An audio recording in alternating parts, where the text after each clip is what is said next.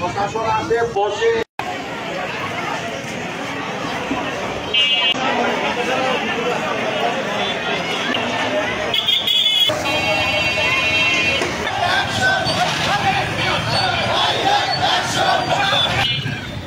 সম্মানিত তৌহিদি জনতা, আপনারা দেখেছেন আমরা অত্যন্ত শান্তি সুশৃঙ্খল ভাবে একটা সমাবেশ, প্রতিবাদ সমাবেশ আয়োজন করেছিলাম।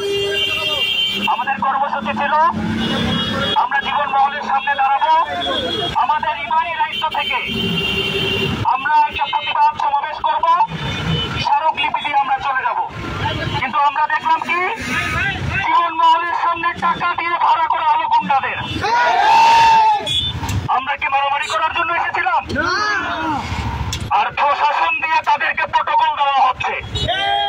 আমরা সেখানে সমাবেশ করতে পারলাম না, আমাদেরকে স্থান দেওয়া হলো না, অথচ তারা ঠিকই সেখানে বসে রয়েছে। আমি প্রশাসন সহ এই ভাড়াটিয়া গুন্ডাদের বলে দিতে চাই, কোন রকম হুমকি ধুমকি দিয়ে তৌহিদি জনতাকে আটকে রাখা যাবে না।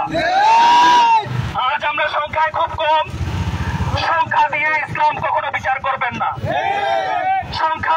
সংখ্যার দিকে তাকালে উহুদ হতো না, বদর হতো না।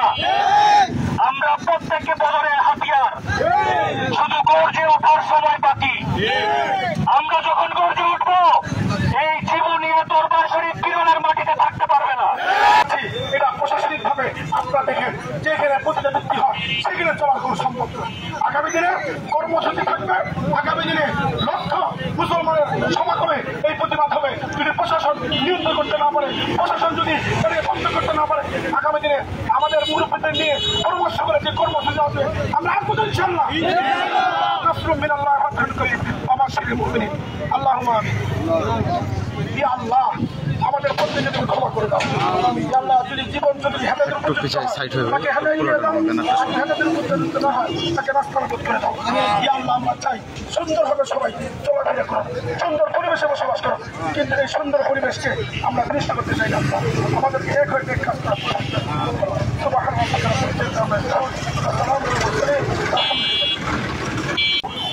এই জীবন মহলে বিনোদন করার জন্য অনেকে আসে, কিন্তু স্পষ্ট কথা আমাদের এই বিনোদন কেন্দ্রের নামে পতিতাবৃত্তি আমরা করতে দিব না।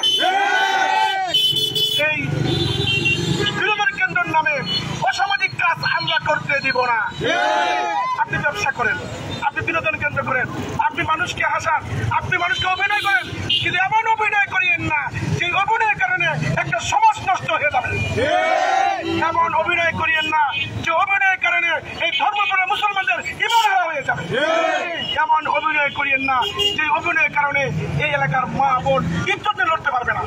রাস্তায় নেমে গেলাম, ইউনো ওসি বরাবর আমরা স্মারকলিপি দিলাম, তার কার্যক্রম স্থগিত করে দিলাম। বারবার আমাকে বিভিন্ন প্রলোভন দেখানো হয়েছে, বিভিন্ন ভাবে আমাকে বোঝানো হয়েছে, কিন্তু আমি বলে দিয়েছিলাম যতদিন বেঁচে আছি ইনশাআল্লাহ জীবন জ্যোতির পচা মধ্যে ঢুকতে পারবে না। আল্লাহর রহমতে এখনো ঢুকতে পারে নাই, ভবিষ্যতেও পারবে না। যদি ঢুকে ইনশাআল্লাহ লাশ হয়ে বাইর হবে। বিরলের ব্যাপারে আমি অনেকদিন থেকে ওলামা একরামকে সতর্ক করেছি যে আপনারা সতর্ক হন, না হলে জীবন চৌধুরী বড় একটি জীবন চৌধুরী একটা বড় ফেতনা হয়ে দাঁড়াবে। আপনারা দেখলেন গতকালকে আমরা অনলাইনে খবর পাইলাম যে তার এই মহলের ভিতরে ছেলে মেয়েদের অনৈতিক কার্যকলাপ দিনে রাত্রে হচ্ছে। আর আজকে আমাদের বিরলের মানুষকে সে শরবত খাওয়ায় আমাদেরকে ভুলায় রাখছে। সে দিনের বেলা আমাদেরকে মানব সেবা দেখায়। শহরতলির প্রাণ কেন্দ্র বিরলের কাঞ্চন মোড়ে এখানে জীবন চৌধুরী যে আখড়া তৈরি করেছে, পতিতালয় ব্যবসালয় তৈরি করেছে, তার প্রতিবাদে আমরা এখানে দেখতে পাচ্ছি আমাদের দিনাজপুরের সহজ সরল মানুষদেরকে, আমার সহজ সরল মা বোনদেরকে লক্ষ অর্থের লোভ দেখিয়ে, প্রলোভন দেখিয়ে তাদেরকে এখানে দেহ ব্যবসার নামে কাজে লাগাচ্ছে। আমরা এর তীব্র নিন্দা ও প্রতিবাদ জানাই। পাশাপাশি আমরা প্রশাসনকেও জানিয়ে দিতে চাই, আমরা দেখেছি দিনাজপুর পুলিশের মাধ্যমে এখানে অভিযান চালিয়ে এখানে অনৈতিক কর্মকাণ্ডের প্রমাণ তারা পেয়েছে। জোর ধরুন এখানকার কর্মচারী কর্মকর্তা বিভিন্ন বয়দের তারা আটক করে রিমান্ডে নিয়েছে। এই শাহীন এর আগে এখানে মাহফিল হয়েছে। জীবন চৌধুরীর বিরুদ্ধে যেন কোনো কথা বলা না হয়, ভণ্ড পীরের বিরুদ্ধে কোনো কথা যেন বলা না হয়, এই জন্য আমাদেরকে হুমকি দিয়েছিল। আজকে সময়ের দাবি বিরোধী থানার মানুষকে ঐক্যবদ্ধ হওয়ার জন্য আহ্বান জানাচ্ছি। এই শাহীনকে যদি রুখে দেওয়া না হয়, আগামীতে সে সন্ত্রাসের রাজত্ব কায়েম করবে। এই জন্য বিরোধী থানার সমস্ত মানুষকে, তৌহিদি জনতাকে আজকের আন্দোলনের সাথে শরীক হওয়ার জন্য, একাত্মতা পোষণ করার জন্য অনুরোধ জানাচ্ছি। কয়েকদিন পূর্বে জীবন মহলে মেয়েদের নিয়ে ব্যবসা শুরু করে দিয়েছে।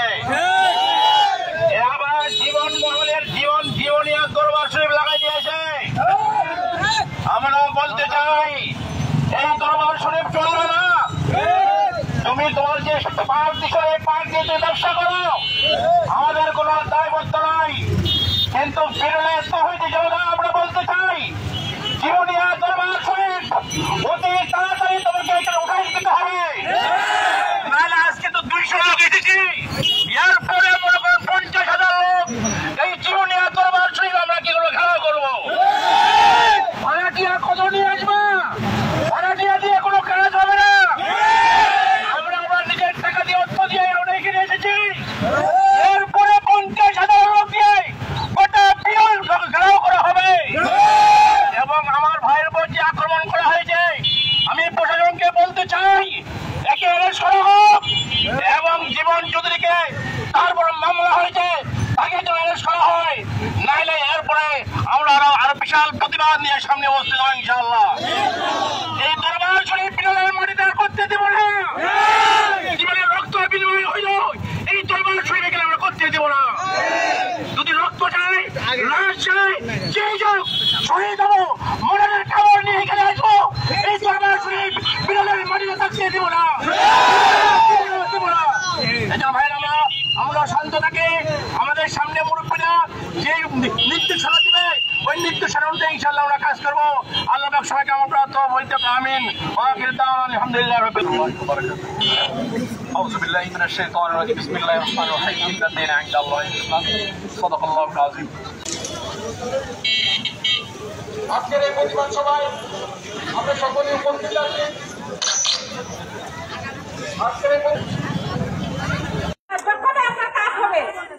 আমরা ইসলাম নিয়ে আমরাও তো আছি, আমরা তো মুসলিম, আমরা তো বিরুদ্ধে যাইনি, আমাদেরকে বাধা দেওয়া কেন হবে? আমরা বাধা মানবো না। আপনাদের যোগ্যতায় আপনারা কাজ করেন। আমি আমার এই কথা বলে শেষ করলাম। আমি চাই না কারো অন্যায় কাজ নিয়ে আসুন। আমরা চাই সব সময় প্রতিবাদ, আমরা চাই গরিবদের প্রতি দাঁড়াতে। আমরা গরিব নিয়ে আপনারা খেলা শুরু করতেছেন, কিন্তু আমরা তো এটা মানবো না। আমরা চাই যতটুকু পাওয়া আমি পাওয়াই দিব, কোনো সমস্যা নাই। আমাদের জীবন হয়তো অন্যায় করে নাই। ঠিক আছে, সবাইকে আসসালামু আলাইকুম। কেউ অন্যায় কাজ করবে সবসময় চলবে, এটাই আমি আমার অনুরোধ। আমরা কোনো লোককে সদরকে আসতে দিব না। আমরা বিরলের লোক, বিরলের কাজ করে অন্য কেউ আসতে পারবে না। বিরলে কোনোদিন বিরলবাসী থাকে তাইলে আমরা কাজ করতে দেবো, অন্য কাউকে দিব না। গরমে আজ দিন 24 ঘন্টা থাকতে হয়, তবুও থাকবো ইনশাআল্লাহ, আর থাকতে দিব না। আসসালামু আলাইকুম। আমি বিরলের একজন বাসিন্দা মোহাম্মদ নসরুল আমিনী।